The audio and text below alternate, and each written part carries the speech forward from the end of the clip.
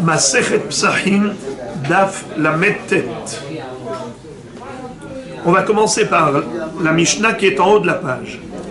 Ve'elu yerakot she Adam yotze bahen yedeh chovato ba'pesach. Après que dans la Mishnah précédente, on a étudié la halachot relative à la matzah, la nuit du Seder, on a la mitzvah de manger de la matzah et manger le maror. À l'époque du Beth Amikdash, on avait 3 mitzvot. Manger le korban Pesach, la matzah et le maror. Al matzot umrorim yochluhu.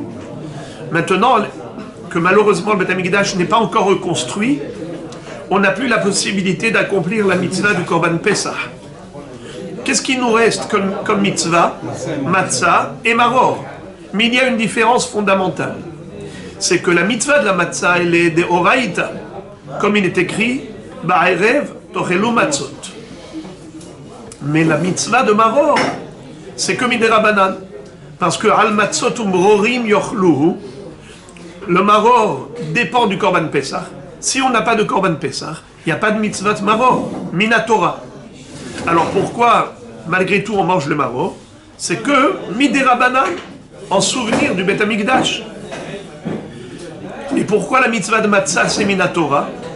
Car, à part le pasouk, al matzot umrorim yochluhu, on devait manger la matzah avec le korban Pesach, et le maror aussi, il y a une mitzvah, à part le korban Pesach, il y a une mitzvah de manger de la matzah.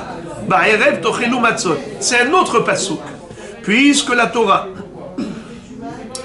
a écrit séparément la mitzvah de la matzah, à part la mitzvah de matzah avec le korban Pesach, c'est ce qui fait que, même si de nos jours, on n'a pas encore l'agneau pascal, on a tout de même la mitzvah de Oraïta de manger de la matzah la nuit de Pesach. Donc la Mishnah précédente a traité du sujet de la matzah. Cette Mishnah maintenant va parler du maror, qui est une mitzvah des Rabbanan de nos jours. Ve'elu yerakot, she Adam yotze bahem yedeh chovato ba'pesach. Pour accomplir la mitzvah du maror, voici les yerakot qu'un homme peut manger pour s'acquitter de son devoir à Pesach. Comment traduire le mot yerakot? Dans le langage courant, yerakot c'est des légumes.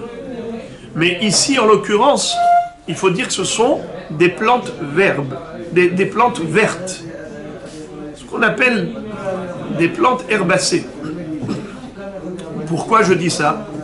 Car dans la Mishnah, Perek Shishi de Masechet Brachot, là-bas on distingue entre les légumes et les yerakot. La Mishnah nous dit Al perot ha'ilan mevarech boré peri ha'etz. Pour les fruits de l'arbre, on fait quel bracha? Boré peri ha'etz. Al perot ha'aretz mevarech boré peri ha'adama. Pour les fruits de la terre, il fait quel bracha? Boré peri ha'adama. Ve'al ha'yerakot. Et pour les yerakot, quel bracha il fait? Mahloket. Tanakama dit boré peri ha'adama. Et Rabbi Yehuda Omer, Boré mine deshaim. Akadosh Baruch Hu a créé le déchet. Déchet, Esev, Mazriya Zera. C'est-à-dire la verdure. Le tapis vert que l'on connaît sur la terre, où il y a toutes sortes de plantes vertes, toutes sortes de variétés. Et tout cela, ça s'appelle déchet. Dans le déchet, il y a différents asabim. Il y a différentes plantes. Alors, maintenant, pour le maror, il faut prendre des plantes d'herbes amères. Ces herbes amères s'appellent yerakot. D'ailleurs, la racine, c'est yarok. Yarok, c'est la couleur verte. Donc, en effet, la verdure de la terre, ce sont toutes les plantes vertes. Ce sont les herbes. Donc, je dirais, ve'elu yerakot. Et voici les herbes. Chez Adam yotze bahem yedeh chovato ba'pesach. Qu'un homme peut manger pour la mitzvah du maror et s'acquitter par cela. Bahazeret, betamcha, beharhavina, be'ulshin ou bemaror. On a 5 plantes différentes. Et la Gemara va nous traduire. Qu'est-ce que c'est que Chazeret, Tamcha, Harhavina, Olshin, Maror? Le mot Maror, ça va être une mahloquette entre les Mefarshim, à savoir, est-ce que c'est un nom général qui englobe toutes sortes d'herbes amères, tout ce qui est herbe amère, comme son nom l'indique, Maror, Mar, ou bien est-ce que c'est une plante spécifique? D'après Rashi, c'est une plante spécifique. On verra après comment Rashi va traduire le mot Maror plus tard. Mais pour certains Maror, c'est général. Alors lisons. La Mishnah nous dit Yotz'in bahen ben lachin ou ben yeveshin. On peut s'acquitter pour la mitzvah du Maror avec ces herbes, ces plantes, qu'elles soient fraîches ou sèches. Lachin, là en général on traduit par humide, mais ici c'est pas de l'humidité d'extérieur, elles ne sont pas mouillées ces plantes. Elles sont fraîches, elles sont humides de l'intérieur. Lachin. Ben yeveshin, ou qu'elles soient sèches, déshydratées, c'est tout de même kasher. Mais nous verrons dans la Gemara que, attention, il y a une différence entre les halin et le kelah. Quand on nous dit que on peut tolérer du maror qui est sec, c'est uniquement le cœur, le kelah. Mais les feuilles, si elles sont sèches, c'est comme de la poussière, ce n'est pas valable en tant que mitzvat maror. Yotz'in bahen ben lachin ben yeveshin. Aval, lo kevushin, velo shlukin, velo mevushalim. On ne peut pas s'acquitter avec un maror qui a été, allez, je vais commencer par la traduction la plus simple, lo mevushal, un maror qui a cuit, n'est plus kasher. Pourquoi? Car il a perdu l'amertume. À plus forte raison s'il est chalouk. Chalouk, c'est qu'il a cuit tellement jusqu'à fondre. Alors, c'est sûr qu'il n'est pas kasher. Alors pourquoi est-ce qu'on a besoin de dire les deux? Si tu dis déjà mevouchal n'est pas kasher, à plus forte raison chalouk. Alors, quand on dit lo shlukin velo mevouchalin, c'est ce qu'on appelle le style de lozu abzo. Non seulement chalouk n'est pas kasher, mais même mevouchal, qui est moins cuit, n'est pas kasher. Velo kvushin. Et c'est quoi kavouch? C'est macéré. C'est-à-dire, lorsqu'on a trempé le maror dans du vinaigre, on l'a laissé macérer comme des variantes dans le vinaigre. Comme ça nous dit Rashi, kvushin behometz. Alors, ils perdent leur goût et automatiquement, ce n'est plus caché. Encore une halakha. Ou mitztarfin le kazaït. Qu'est-ce que ça veut dire mitztarfin le kazaït? Bien qu'on ait dit qu'il existe 5 sortes de maror, hazeret, tamcha, harhavina, olshin et maror. Imaginons que pour constituer le kazaït de maror qu'il va manger, il a pris un peu de hazeret, un peu de tamcha, un peu de harhavina, un peu de olshin, un peu de maror, et tout ça, en tout, ça fait un kazaït. Est-ce que cet homme est yotse, ou bien il faut qu'il prenne absolument kazaït d'une seule espèce? La Mishnah nous dit qu'on peut les associer. Ou mitztarfin les kazaït. On peut, oui, additionner les différentes espèces pour arriver à kazaït. Beyotzin bakelach shelahem. La Mishnah nous dit qu'on n'est pas obligé de manger que les feuilles. On peut s'acquitter même en mangeant le cœur du maror. Ou badmaï. On peut s'acquitter également en ayant mangé des plantes, d'herbes amères qu'on a achetées chez un Rama Haaretz, un ignorant. Normalement, lorsqu'on achète des fruits d'Eretz Israël chez un Rama Haaretz, chez un ignorant, comme on craint qu'il n'a peut-être pas prélevé la trouma et le maaser, la trouma oui, parce que ça n'exige pas, ça ne requiert pas une grande quantité. Afilouhita had poteret et akeri. Donc même le Rama Haaretz, qui vise l'économie, ne va pas renoncer à cette mitzvah de Afrashat Trumot. Mais Maasrot, c'est 10%, c'est énorme. Alors c'est pour cela que le Rama Haaretz, on le soupçonne de ne pas avoir prélevé. C'est la raison pour laquelle les Hachamim ont dit qu'il faut absolument prélever chez soi, quand on achète des fruits chez un Rama Haaretz. C'est ce qu'on appelle des mailles. Damai, what is it? Est-ce que c'est Meroussar ou pas? Mais étant donné que Minatora, c'est oui considéré Meroussar, puisque Rov Ameh Haaretz Me'asrim Hem, ce n'est qu'une takana des Rabbanan de devoir prélever à nouveau, alors, puisque un homme peut devenir Ani, vous vous rappelez l'histoire? On avait déjà vu ça. Un riche peut devenir pauvre. Il suffit juste d'abandonner tous ses biens et en une seconde, il n'a plus rien. Et puisque le Dmaï est interdit que pour les riches et pas pour les pauvres, car les Hachamim n'avaient pas voulu peser trop lourd sur le pauvre, Misken déjà, il a très peu à manger, tu vas lui demander de prélever encore 10% et de donner au Lévi. Non. Pour les Hanim, c'est Moutar. Alors, puisque le Hachir peut devenir Ani, c'est ce qui fait que le Dmaï n'était pas totalement interdit. Même, ça veut dire que même s'il a fait, entre guillemets, une petite avéra de manger du Dmaï, mais B'di'avad, il est Yotse. Maintenant, Rashi nous dit que c'est uniquement des mailles qu'on a considéré comme étant valables pour la mitzvah. Parce que c'est un sourd que des Rabbanan. Et il y a aussi ce potentiel de devenir éligible au Dmaï. Le Hachir peut potentiellement devenir Ani. Mais sinon, si c'était du Tevel, ça veut dire qu'on avait la certitude qu'on n'a pas prélevé le Maaser. En aucun cas, on autoriserait de faire la mitzvah du Maror avec du Tevel. Tevel, bien que ce soit que Midera Banan, car le Tevel Minatora, le Tevel qui est assur Minatora, c'est seulement Maasar Deganecha, Tiroshecha, mais Itzharecha. Dagan les céréales, Tirosh le vin, Itzhar l'huile d'olive. Mais pour des plantes comme le Maror, c'est pas Minatora qu'on doit prélever. Trumot ou Maasrot, c'est que Midera Banan. Malgré tout, nous dit Rashi, si c'était un Tevel Midera Banan, celui qui mangerait du Maror, non Meroussar, il n'est pas quitte. Pourquoi il n'est pas quitte? Ça s'appelle Mitzvah Haba'a Ba'avera. Il a fait la mitzvah du Maror en faisant la Havera de Tevel. Bien que ce soit que Tevel Midera Banan, eh bien c'est quand même une Havera Midera Banan. Ça bloque la mitzvah. Ou b'maaser rishon shenitela trumato, ou maaser sheni ve'ekdesh shenifdu.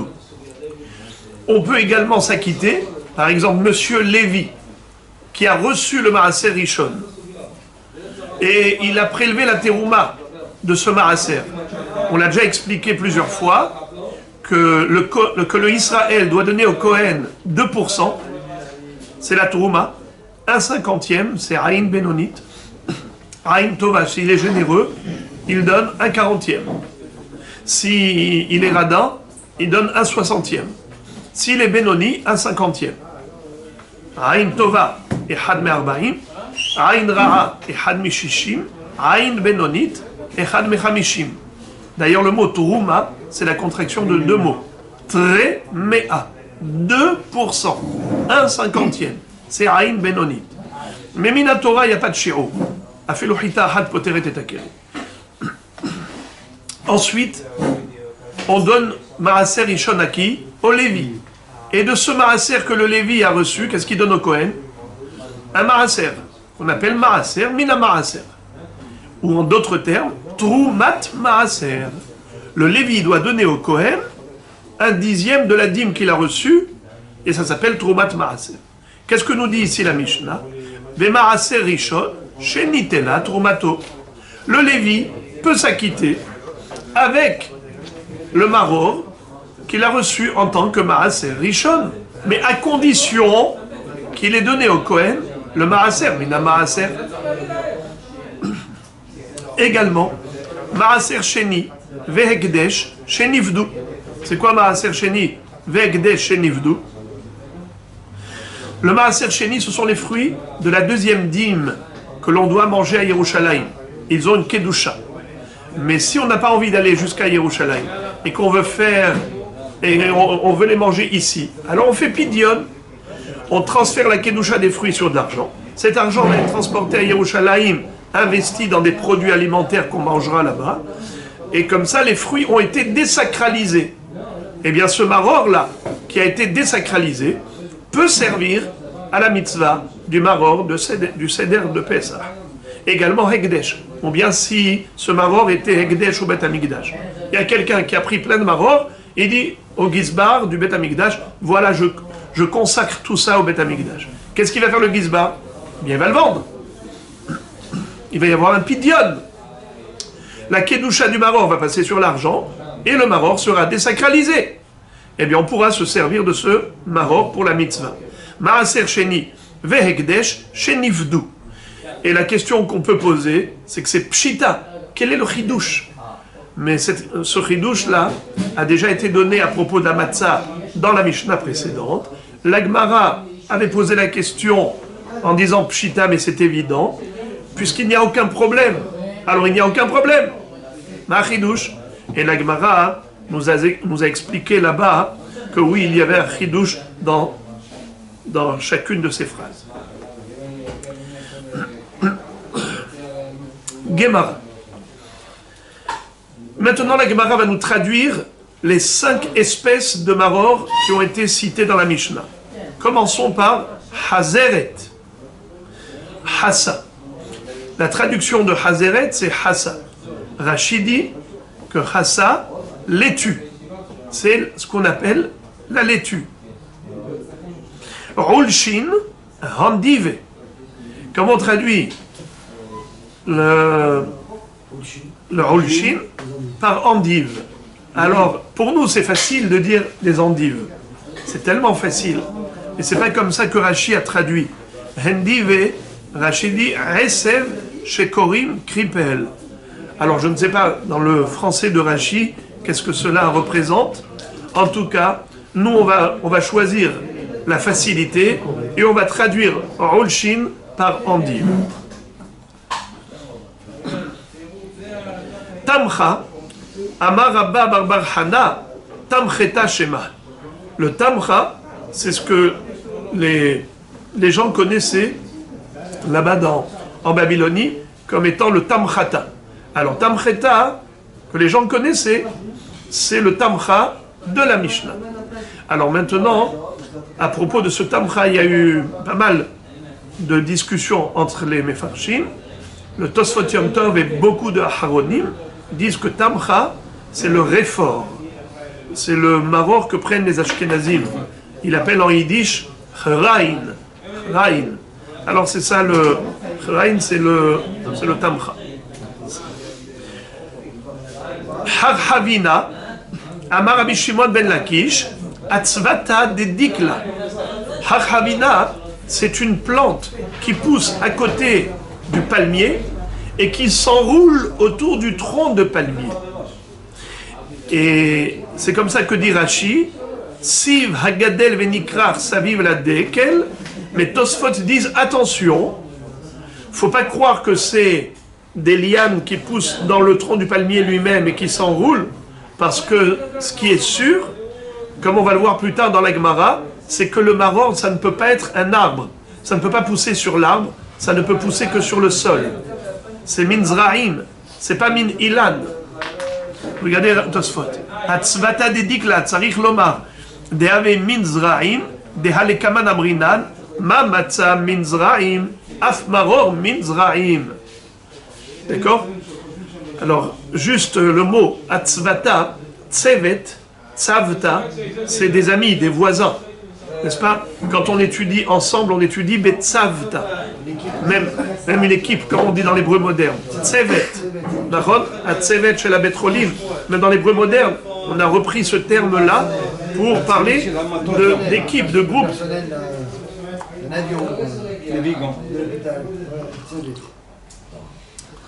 Alors, Atzvata de Dikla, c'est le voisin du palmier. Et il s'enroule autour de lui. Ube Maror, Merirata. Maror, c'est quoi? On traduit par Merirata.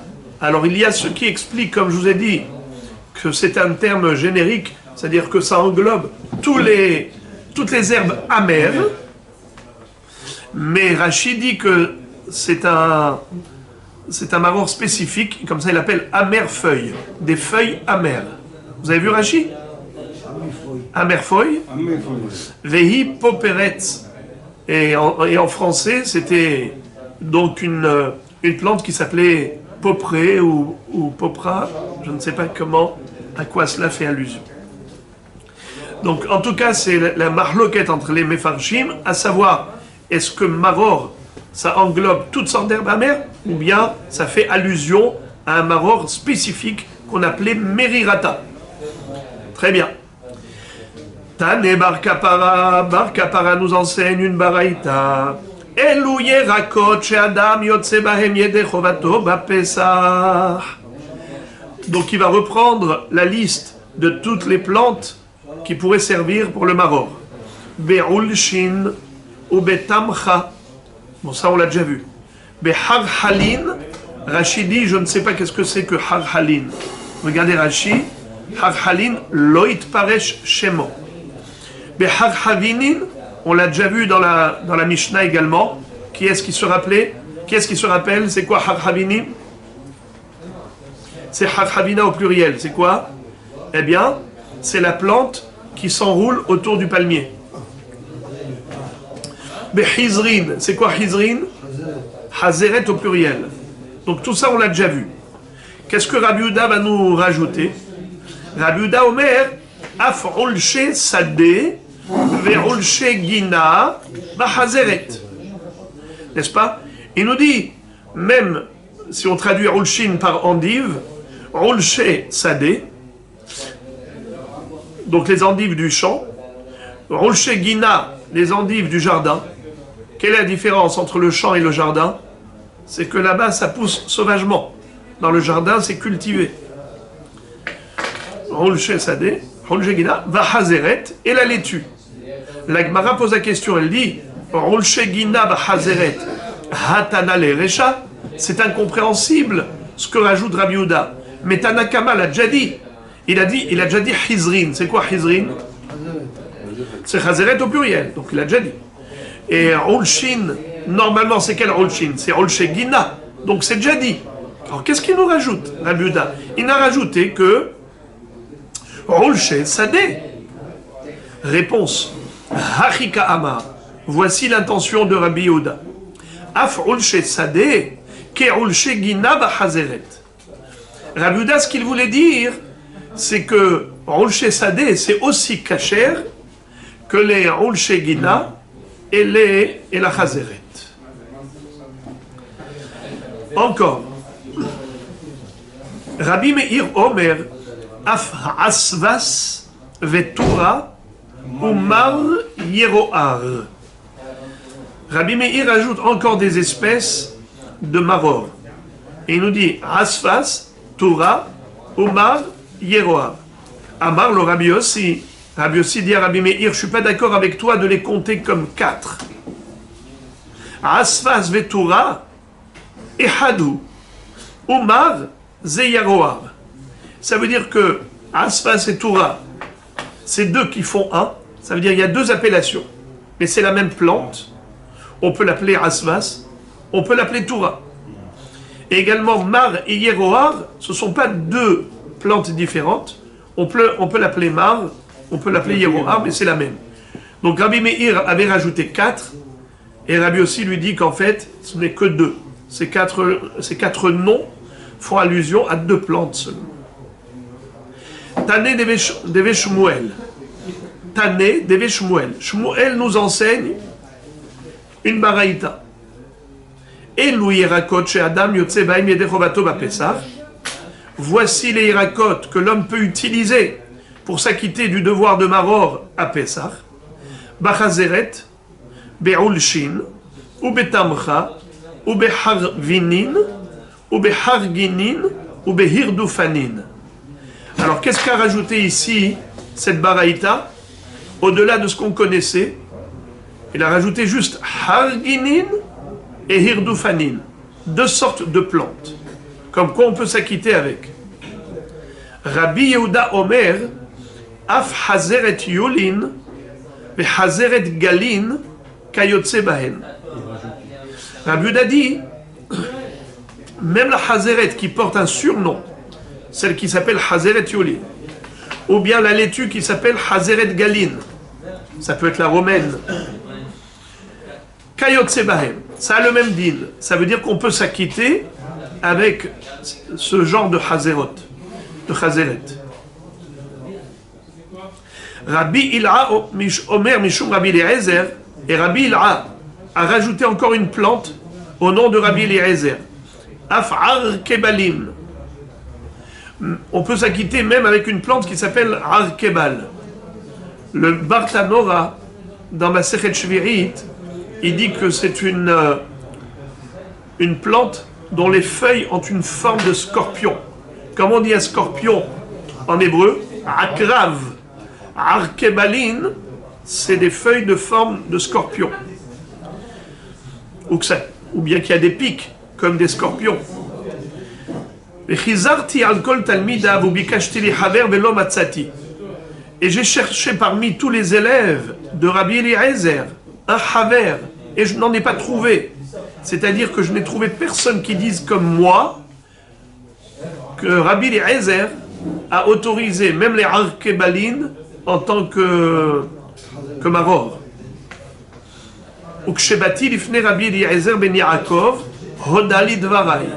Jusqu'au jour où j'ai croisé Rabbi Eliezer ben Yaakov et il m'a dit oui, tu as raison.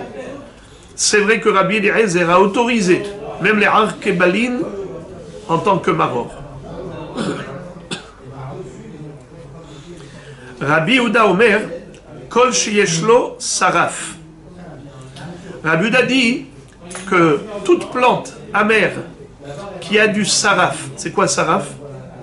C'est une sève de couleur blanchâtre qui coule lorsqu'on a coupé la feuille en deux et tu presses dessus, il y a comme ça une substance, un liquide blanc qui coule.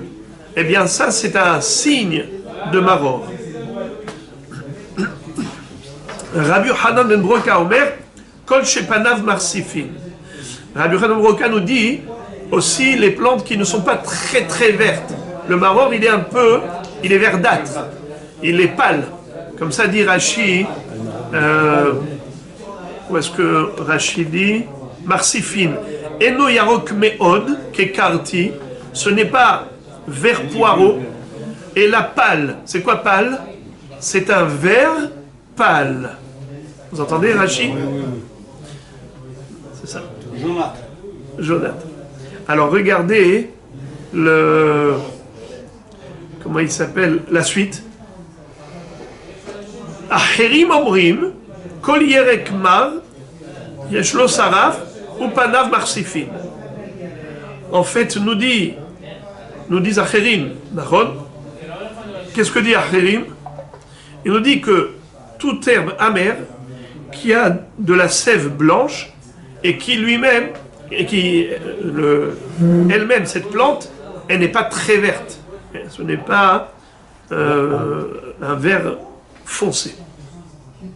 Tout cela, c'est des simanim du maror.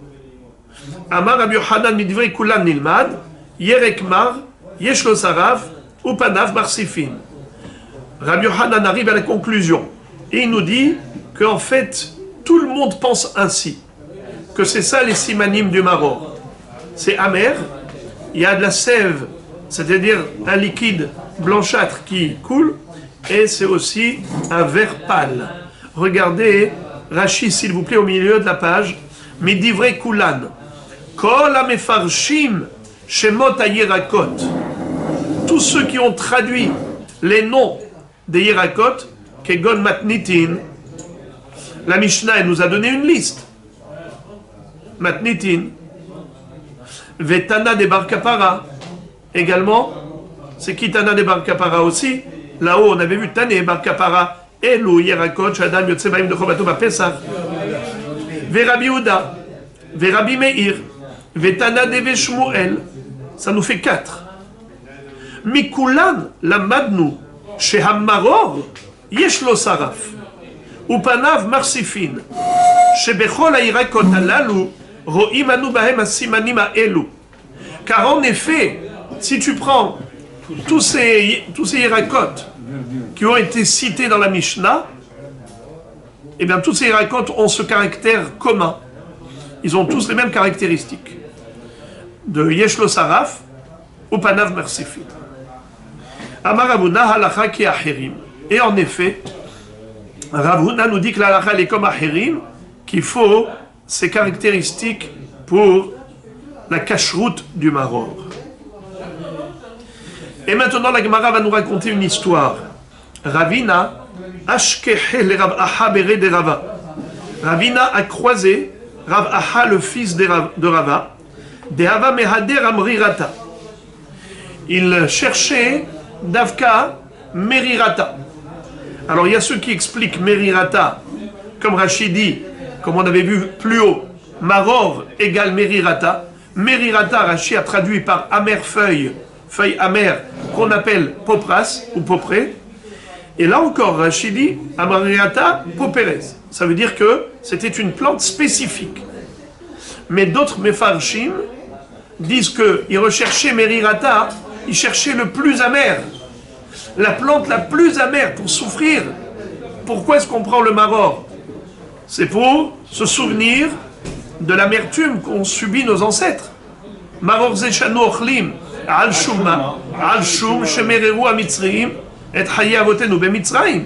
Nachon? Sheneemar vaimareru et hayehem.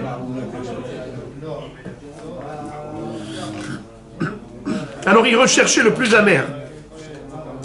Amar le maïdatach. Ravina a dit à Rav Aha, pourquoi tu cherches le merirata? Des meririn tfe, c'est parce que tu cherches le plus amer. Veha hazeret tnan. Pourtant, dans la Mishnah, quelle a été la première de la série, la première plante dans la liste de tous les marors cités dans la Mishnah? La première plante, c'était hazeret, c'est-à-dire la laitue. Et ce n'est pas pour rien que le Tana a entrepris cet ordre. Si on a cité dans cet ordre-là, c'est qu'en effet, il y a un ordre de préséance. Si on a le choix, il faut commencer d'abord par Hazeret. Si on n'a pas Hazeret, alors on va prendre Tamcha. Sinon, Havina. Sinon, Olshin. Sinon, Maror. D'accord? Donc, Maror, il vient en dernier. Il vient en dernier. Et c'est lui qui est cité. Alors, donc, si Hazeret est en premier de la liste, et Maror, c'est en dernier, toi, qu'est-ce que tu cherches le Maror? Cherche Hazeret. Et d'ailleurs, il lui dit, Vetana Neve Shmuel, Hazeret. Et même dans Tana Neve Shmuel, on retrouve que Hazeret est le premier. Et également, Amar Rabbi Oshaya, mitzvah ba Hazeret. Et Rabbi Oshaya carrément nous dit que la mitzvah, c'est d'abord Hazeret.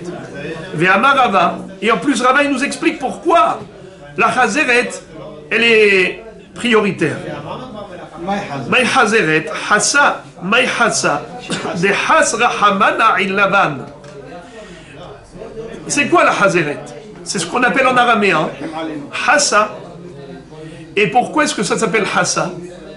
Parce que ça fait allusion à Hasra Hamana Alan. Akadosh Baruch Hu a eu pitié du Ham Israël. Il nous a délivrés. Alors regardez Rashi. Maï Hassa, Maï Ta'ama, Karinad le Hassa. Pourquoi est-ce que Hazeret s'appelle Hassa? Mishum de Zecherhu. C'est en souvenir de Hasra Hamana Alan. Akadosh Baruch Hu a eu pitié de nous. Alma le Hachi Kaima. Comme si c'est pour ça que ça a été créé. Alors, le Maharsha n'explique pas comme Rashi. Le Maharsha dit que la Kavana, elle est pourquoi est-ce que nous, on préfère le Hassa? C'est pas pourquoi il s'appelle Hassa. Il s'appelle Hassa parce qu'il s'appelle Hassa. Mais pourquoi est-ce que nous, on l'a choisi comme étant prioritaire, comme étant le premier en liste? Parce que le nom qu'il porte, le nom que porte ce maror là, qui s'appelle Hazeret, Hassa, c'est quelque chose qui nous concerne, justement. C'est bidiouk ce qu'il faut. Bon, on était dans l'amertume, et Dieu nous a délivrés de cette amertume, il a eu pitié de nous. Donc, même dans le maror, on a eu la rahmanout d'Akadosh Baruch Hu. Has Akadosh Baruch Hu, alenu. C'est pour ça qu'on préfère le Hassa. Et ce n'est pas terminé. Il y a encore une caractéristique dans la Hazeret qui correspond à la mitzvah de Pessah. Ve'amar Rabbi Shmuel bar Nachmani amar Rabbi Yonatan, lama nimshelu mitzriyim kemaror, lomar lecha, ma maror ze shetchilato rach, ve'sofo kaché, af mitzrayim, mitzriyim, tchilatan raka, ve'sofan kasha. C'est-à-dire, les Égyptiens étaient très malins. Ils ont asservi les bénis Israël dans des corvées. Farech, ça vient du mot, comme ça dit Rashi, mefarech, comme une melacha kasha, une corvée qui brise l'homme. C'est ce qu'ils ont cherché à nous faire, à nous briser. Mais ils ont commencé comment? Ils ont commencé avec la langue douce, avec la douceur.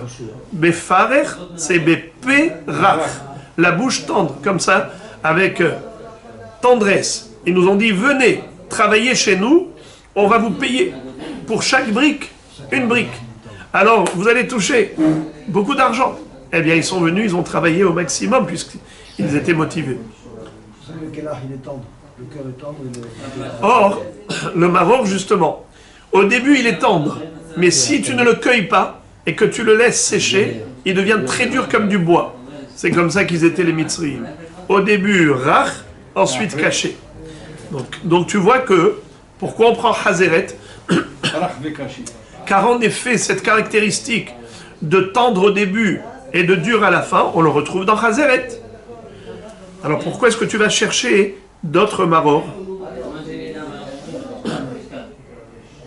Amarle, Hadrebi, il lui a dit, bien je me ravise, je regrette, désormais, je vais suivre ton conseil, je vais chercher que de la Hazeret, tu m'as convaincu. Amar le Rav Rehumi le Abaye, Mimai de Haïmaror, Minyereku, Ima Merirata de Kufia. Question générale. Qui te dit que le maror, dont a parlé la Torah, Al-Matzotum Rorim Yochlu, c'est une plante d'herbe amère. Qui t'a dit que c'est végétal? Peut-être que c'est d'origine animale, peut-être que c'est la bile du poisson.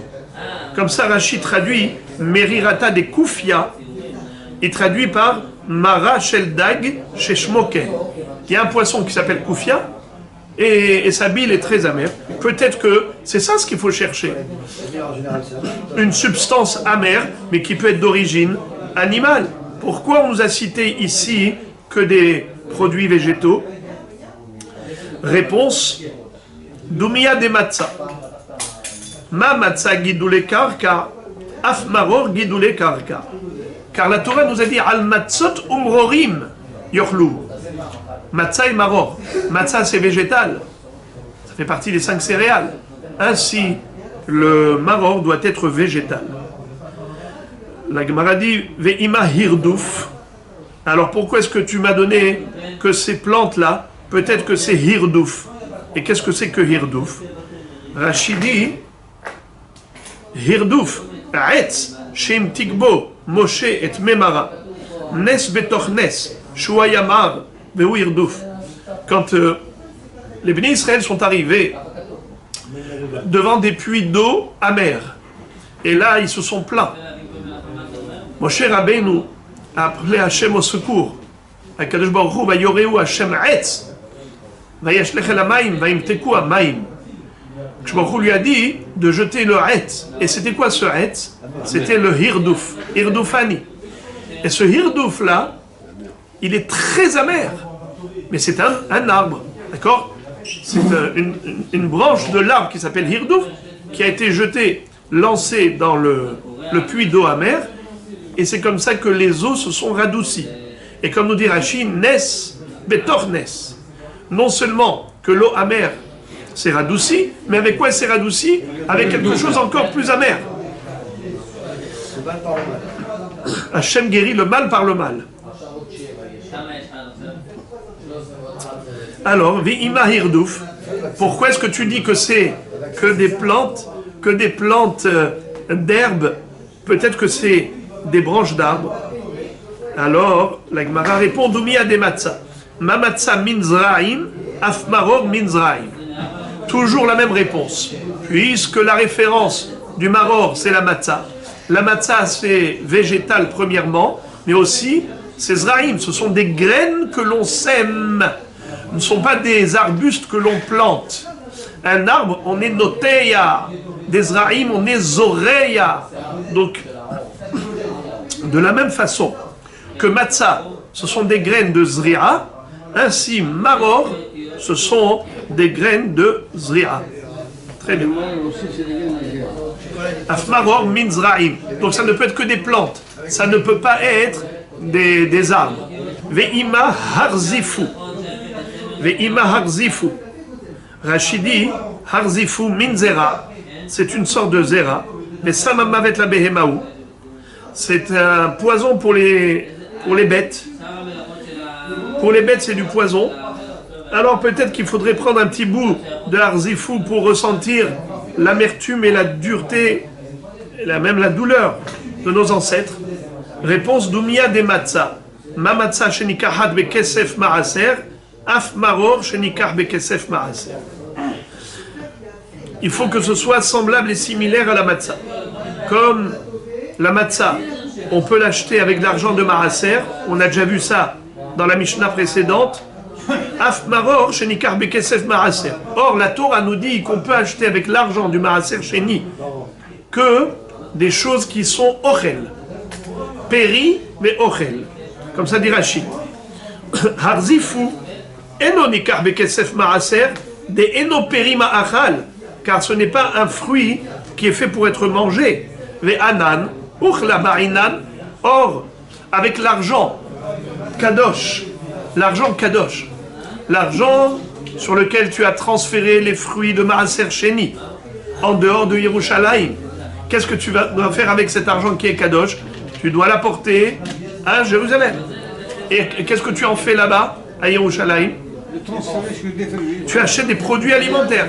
Mais tu peux acheter que des produits alimentaires qui s'appellent ochel. Tu ne peux pas acheter du poison avec. Doumia de yain, veshechar ou bakar vatson. La Torah nous a donné des exemples. Yain, shechar, bakar vatson, que ça s'appelle pri mi pri, vegidou le karka. Kedirti venatata hakesef bechol asher te ave nafshech. Donc on ne peut pas acheter du harzifu. Et puisqu'on ne peut pas acheter du harzifu à Yerushalayim avec l'argent du maaser sheni, et le maror doit potentiellement être acheté avec l'argent de maaser sheni, c'est-à-dire que tu peux acheter du maror avec l'argent de maaser sheni. Si c'est du harzifu, tu n'as pas le droit. Alors, donc c'est pas du maror auquel la Torah fait allusion. Et maintenant, la Gemara pose la question, elle dit Ima maror had merorim. Alors, Ima maror had. Qu'est-ce que ça veut dire? Tu m'as dit que tu as une liste. Chazeret, Tamcha, Harhavina, Olshin, Maror. Cette liste-là, c'est une liste qui ne correspond pas au Lachon de Maror. Maror, peut-être que c'est une seule catégorie. Maror, Had. La Gemara répond Merorim, Ktiv. C'est quoi Merorim? Pluriel. La Gemara dit Ima Merorim, très. Le minimum du pluriel, c'est combien? C'est 2. Alors peut-être qu'il n'y a que 2 variétés, 2 sortes de maror qui sont permises, mais pas toutes les espèces. Réponse Doumia de Matzah. Ma Matzah minim harbe, af maror minim harbe. Comme la Matzah peut se faire avec les 5 céréales, Hita, Seora, Kusemet, Shibolet Shoal, Chiffon, puisqu'on a plusieurs minimes, ainsi Merorim, c'est plusieurs minimes. Donc en effet, les végétaux amers qui poussent sur le sol, des végétaux amers qui poussent sur le sol, eh bien, ça peut rentrer dans le cadre de Maror. Maintenant, ce qui est intéressant, c'est que on a 5 céréales. Et dans ce qu'on a compté dans la Mishnah, on avait 5. 5 plus 2. Ores Vedohan. Non, Ores Vedohan, c'est Rabbi Yochanan ben Nori. Oui. Non, mais je parle de Hacham. Ici, on a Chazeret, Tamcha, Harhavina, Rolshin, Maror. Et dans la Matzah, Hita, Seora, Kusemet, Shibolet Shoal, Chiffon. Intéressant qu'il y a 5 et 5. Mais on a vu dans la Braïta qu'il y en a d'autres. Af Maror, Mini Marbe. En effet, dans le maror, tu peux inclure plusieurs variétés. Baravuna Barav, Yerakot Shamru Hachamim, שאדם יוצא בהם ידי חובתו בפסח, כולם נזרעים בערוגה אחת. Rav nous enseigne que les 5 variétés de maror énumérées dans la Mishnah peuvent être semées dans une même parcelle de terrain sans craindre le issour de Kil'aim. La Gemara dit l'ememra, sous-entendu, delit behu mishum Kil'aim, qu'en effet, il n'y a pas d'interdiction de les mélanger ensemble par rapport au issour de Sadecha Lotizra Kil'aim. Normalement, on n'a pas le droit de mélanger deux végétaux. Et là, tu me dis que, oui, on a le droit de les mélanger lorsqu'on les sème ensemble. Mais Rava veut nous démontrer que c'est assour. Preuve, il y a une braïta qui dit Chazeret vechazeret galin, si on a de la chazeret, de la laitue, et chazeret galin, qu'on pourrait traduire par la romaine, puisque ce sont 2 familles, c'est la même famille, c'est de la laitue, bien que ce soit 2 variétés, on peut les mélanger ensemble, on peut les semer dans la même parcelle de terrain sans problème.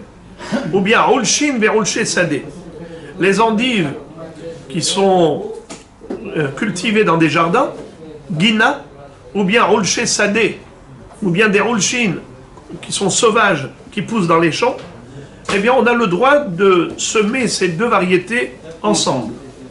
Kreshin ou Kreché sadé, le poireau qui est cultivé dans un jardin, ou bien le poireau des champs, ça peut être cultivé ensemble. Il n'y a pas d'interdit. Vous avez dit les cressons, non, c'est pas... Kreshin, on a dit, soit on traduit par cresson, soit Rashi qui dit que c'est karti, quartier. le poireau. Kousbar, Kousbar sadé, la coriandre des jardins et la coriandre des champs, bien que ce soit 2 variétés différentes, mais c'est toujours la coriandre. Étant donné que c'est du kousbar, ça reste permis. Hardal ve hardal amitzri, la moutarde et de la moutarde égyptienne. Vedalarat amitzri, ve remutza, ou de la courge égyptienne et remutza. C'est une autre variété de courge. Enab kil'aim zebazé. Il n'y a pas d'interdiction de les mélanger, de les semer ensemble. Fin de citation de la Braïta. Maintenant, la Gemara arrive à la Kushia. Voici la déduction. Hazeret ve hazeret galin in. Hazeret ve ulshin lo. On a le droit de mélanger 2 variétés de la même famille, comme Hazeret et Hazeret galin. Mais Hazeret et Ulshin, qui sont des familles différentes de maror, c'est interdit. Alors comment Rav a dit qu'on peut mélanger les 5 variétés de maror dans la même parcelle de terrain et qu'il n'y a pas de Issour Kil'aim? Vechitema, et si tu vas me dire pour répondre, Kulehu bahadade katanelehu, que cette baraïta voulait dire justement qu'on a le droit de mélanger toutes ces espèces. Chazeret, Chazeret galin, Olshin, Olshin sadé, Krechin, Krechin sadé, tout ça on peut mélanger ensemble. C'est faux. Tu peux pas me dire une chose pareille. Pourquoi? Vers Amar Rav, Zugot, Katane. Rav nous dit que il faut bien comprendre ce que veut dire cette braïta. Zugot. Ce sont des paires.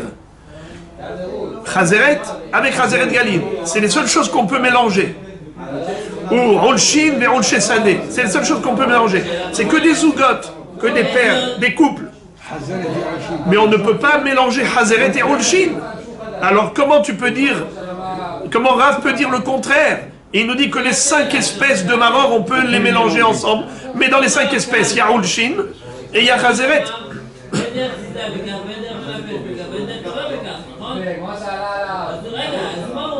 Alors la Gemara dit, Maï Nizra'in, de Amarav, Nizra'in Keil Khatan. Quand il a dit qu'on peut les semer, la Kavana qu'on peut les semer selon la halacha de Kil'aim. La Gemara dit, est-ce que c'est ça ce que Rav est venu nous dire? Mais ça, on l'a déjà appris. Tanina. Regardez. Tanina. On tourne la page.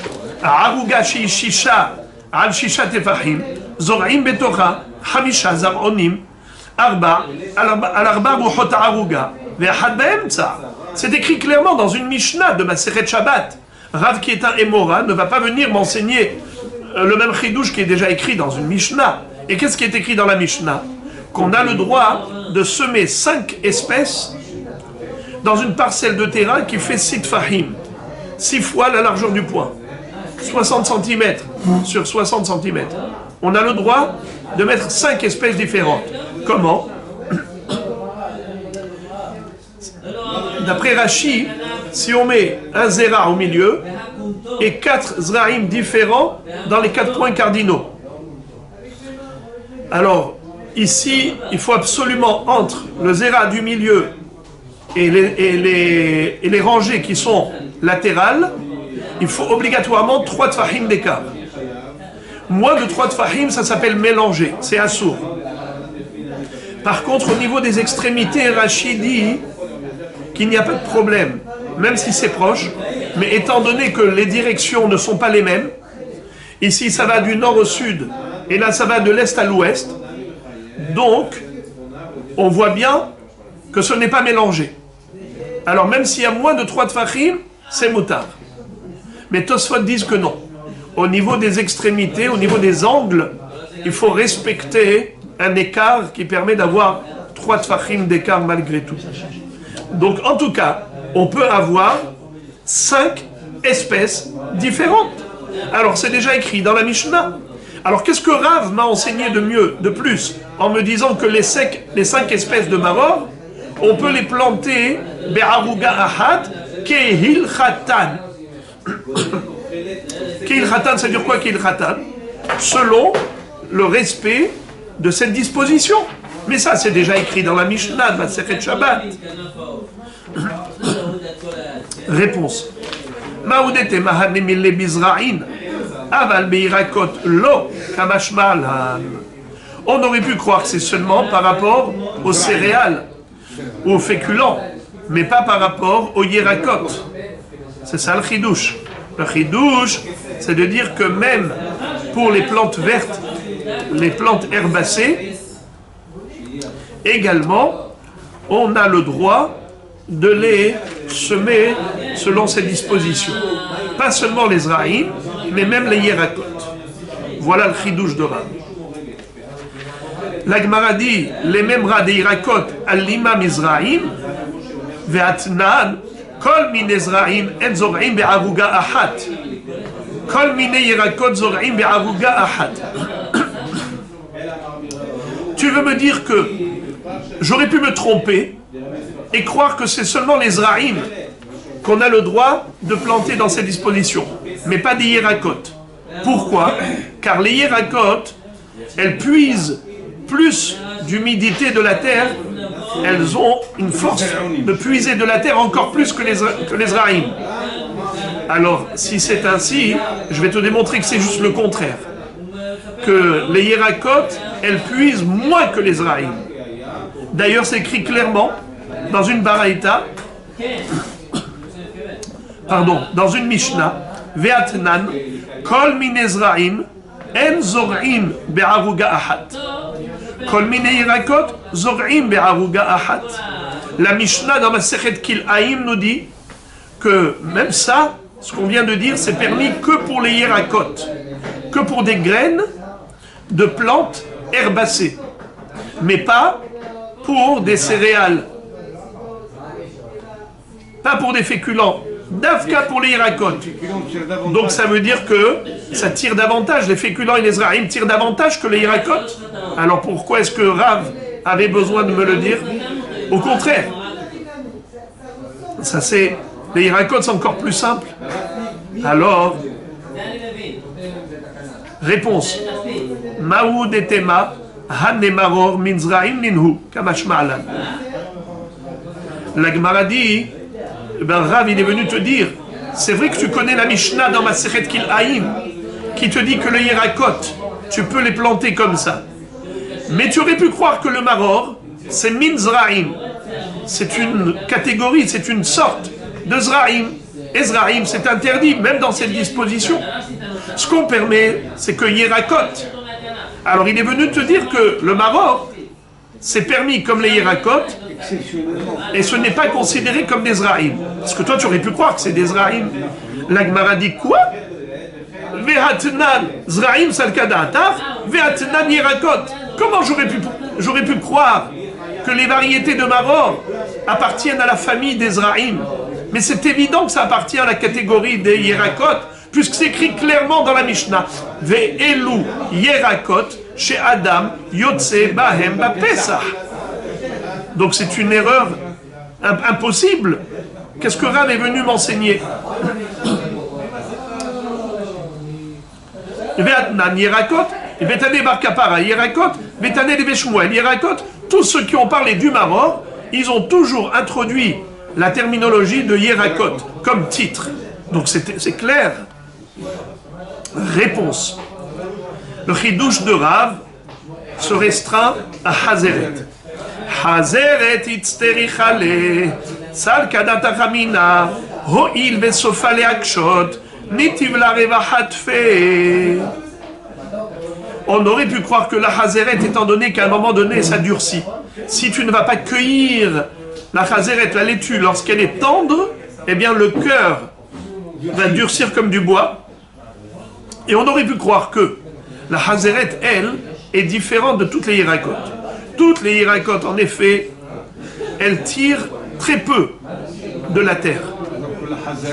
Alors que la Hazeret, quand elle durcit, elle devient comme du bois. La Hazeret, elle aurait besoin peut-être de plus de place, plus d'écart, pour ne pas qu'elle soit considérée comme mélangée à d'autres plantes. J'aurais pu penser que plus que 3 tfachim d'écart, il aurait fallu pour la Hazeret. Lav amar Rabbi Yossi bar Michanina, kelach shel kruv sheuksha marchivin lo bedrova. N'est-ce pas que Rabbi Yossi bar Michanina nous avait dit qu'un kelach shel kruv, le cœur d'un chou sheuksha qui a durci, marchivin lo bedrova, il faut l'éloigner d'autres plantes jusqu'à bedrova. Bedrova, Rashi nous dit que c'est Rova à Kav. Et Kav, c'est un 6e de CA. Et Bet Seataim, de Sein, c'est une surface de 100 coudées sur 50 coudées. Ça s'appelle Bet Seataim, de Sein.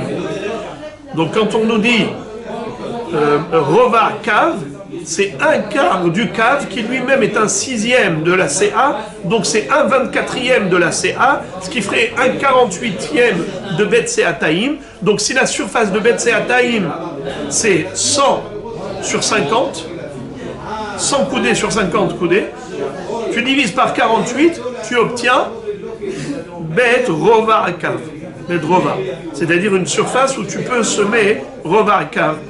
Eh bien, étant donné qu'on a trouvé qu'au niveau du chou, dont le cœur durcit, eh bien, il lui faut plus de place, on aurait pu penser que c'est pareil pour la Hazeret, puisque son cœur également durcit. C'est ça le chidouche, qu'on n'a pas besoin de plus de place, et on peut les planter, les 5 espèces, Hazeret et les 4 autres, dans la même parcelle de terrain, qui ne fait que 6 tfachim sur 6 tfachim.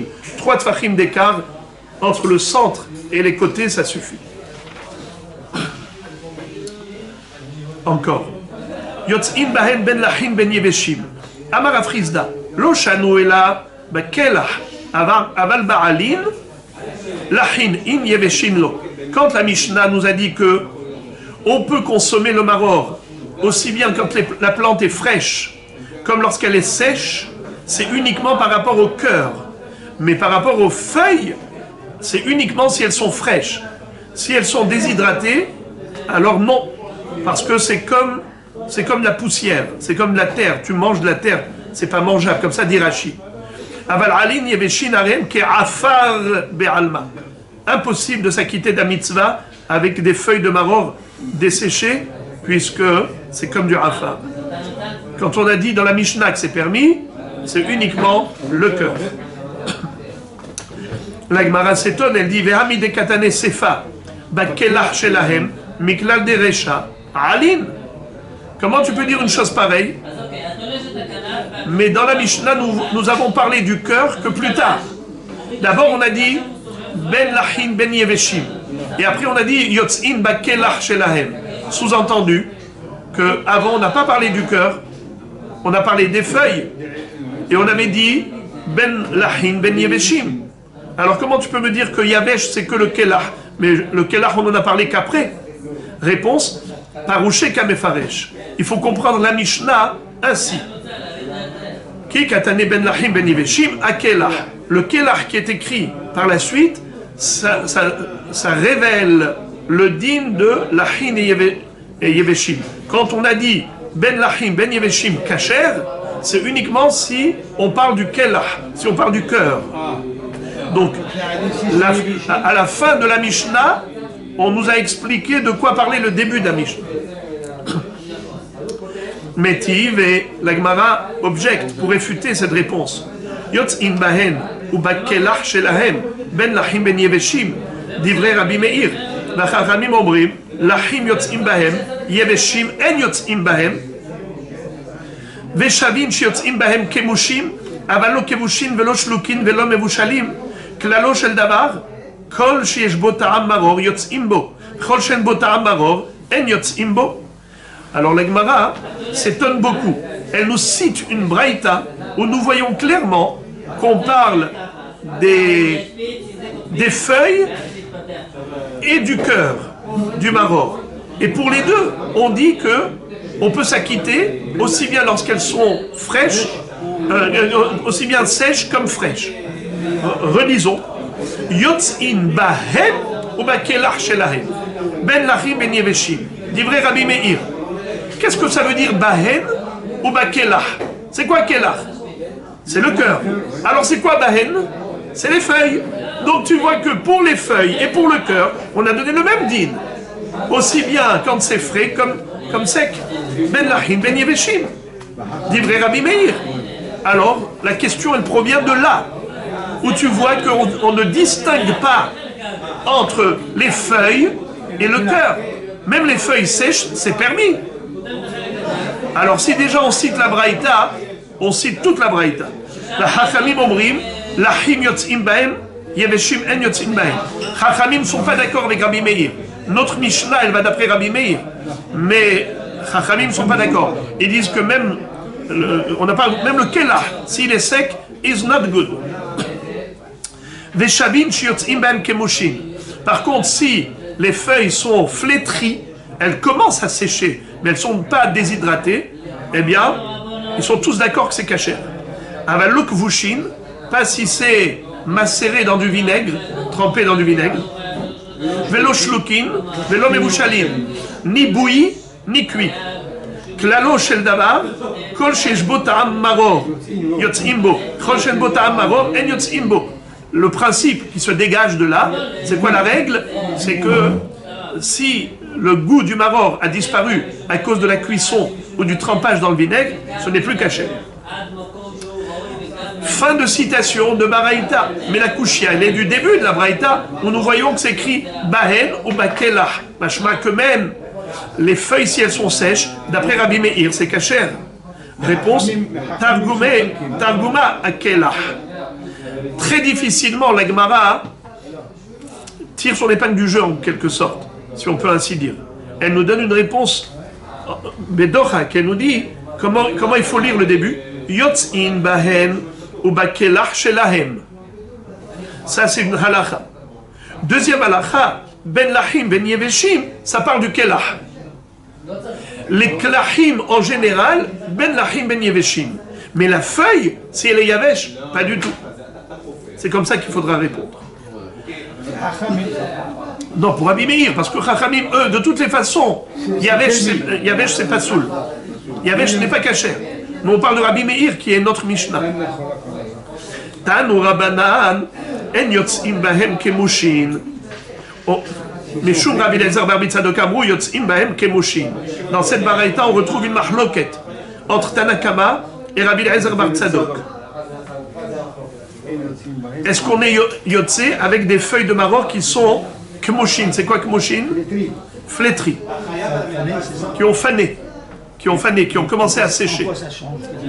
Parce que... Ouais, exactement. Alors pour Tanakama, on n'est pas yotze. Pour Rabbi Eliezer bar Tzadok, on est yotze. Ba'er Ami bar Hama. Ma'u sheyetze adam yedeh chovato b'maror shel ma'aser sheni b'Yerushalayim. quel est le din si on se trouve à Jérusalem et on a du maror de Maaser Sheni? Est-ce qu'on est quitte, oui ou non? Pourquoi pas? Il y a eu ce même débat plus haut par rapport à la matzah. Est-ce qu'on est quitte avec une matzah qu'on peut manger, une matzah qui était faite avec de la farine, du blé de Maaser Sheni, qu'on doit manger à Jérusalem? Est-ce que c'est moutar ou pas? Alors c'est écrit comme ça.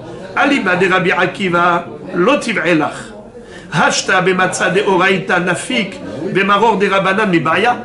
Si déjà Rabbi Akiva permet même la matzah de Maaser Sheni à Yerushalayim, il dit qu'elle est cachère pour la mitzvah, à plus forte raison le maror. Puisque matzah c'est de oraita, et la mitzvah de maror de nos jours c'est que midei Rabbanan, donc c'est sûr qu'on peut s'acquitter. La question, si elle a lieu d'être posée, ce n'est que par rapport à Rabbi Yossi Aglili, qui avait dit que la matzah de Maaser Sheni à Jérusalem, on ne peut pas la manger. On ne peut pas s'acquitter avec. On doit la manger à Jérusalem, mais on ne peut pas s'acquitter de la mitzvah. La Torah te dit que la mitzvah de matzah, tu dois pouvoir la manger bechol moshvotechem. Mais le Maaser Sheni, tu peux manger rien qu'à Yerushalayim. Comme tu es limité dans l'espace, alors d'après Rabbi Yossi Aglili, tu ne peux pas t'acquitter avec une matzah de Maaser Sheni à Jérusalem. Mais la Gemara dit peut-être que le maror c'est différent. Maï, quel est le din? Be matzah de oraita ou de l'onafik. Aval maror de Rabbanan nafik. Peut-être qu'il faut distinguer entre matzah et maror. Matzah c'est de oraita, non. Parce qu'il y a écrit là-bas moshvotechem, moshavot, mais maror, c'est que midei Rabbanan, peut-être qu'il permet. Odilma, kol de takinu Rabbanan, ke'en d'oraita takun. Hachamim, quand ils instaurent une halakha, leur institution, elle se fait à l'instar des institutions toraïques. L'institution rabbinique, elle est à l'instar et à l'image d'une institution toraïque. Alors, quel est le din? Amarava mistabra matzah ou maror. Comme dans la Torah c'est écrit al matzot umrorim yochlu, ça veut dire que initialement le maror il a été lié à la matzah. Donc même si de nos jours le maror n'est que midei Rabbanan, malgré tout il doit avoir les critères de la matzah. Si la matzah, d'après Rabbi Yossi Aglili, si elle était de Maaser Sheni, on ne pourra pas s'acquitter avec une telle matzah la nuit du Seder de Pessah pour la mitzvah. Ainsi, on ne pourra pas s'acquitter de la mitzvah de maror avec un maror de Maaser Sheni si on se trouve à Yerushalayim.